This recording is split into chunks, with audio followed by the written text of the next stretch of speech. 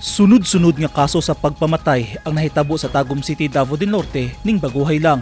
Niadtong Hulyo 8 ning tuiga, patay ang 17 anyos nga lalaki human gidulit og pusil sa responsable samtang anaa sulod sa bagsakan sa Tagum Public Market. Gilang biktima nga si Erwin Ligaspi nga residente sa Lopez Compound, Barangay Mankilam.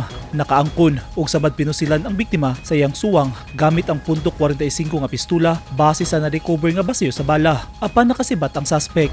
Pagka Hulyo 9 sa kadlawon, gisulod sa kwarto og gipatay sa upat ka mga suspitsado ang 19 anyos nga dalaga ug UP student nga si Sofia Marico Quilla sa Barangay La Filipina nga nakahiagom og 38 ka mga samadinunggaban sa lawas. Pagpangawat raunta ang tuyo sa mga suspect apan nakamata maong gipatay kini. Pulos dayo sa Tagum City ang mga responsable. Tulo sa upat ka mga suspect minor de edad.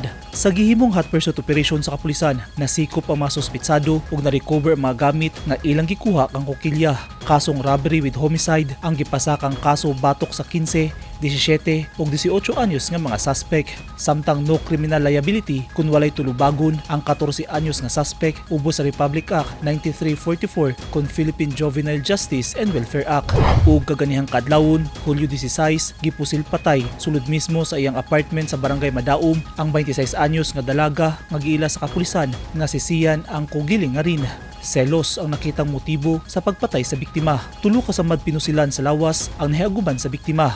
Padayon ng hot pursuit operation sa Tagum City Police batok sa suspect. Doon na nasay person of interest ang kapulisan. Kahinumduman, nagpadayag si Mayor Ray Uy nga dismayado siya sa mga nahitabong krimen sa Tagum City. Matud ni Uy, dugay na siyang nagsigig pasidaan sa kapulisan sa syudad nga magpatrolya ug paligunon ang intel monitoring. Nagtuo si Uy nga wala kini matuman sa mga pulis. Sumala sa Tagum City Police, ginahimo nilang ilang trabaho aron mamintinar ang kahapsay ug kalinaw sa syudad. Musulod lang kita sa mga observation sa mayor no sa iyang o sa mga sa paiyang mga gusto tatuman diri sa ato. Sundo gyud nato na kay nakita nato nga wala ang puy mali ato.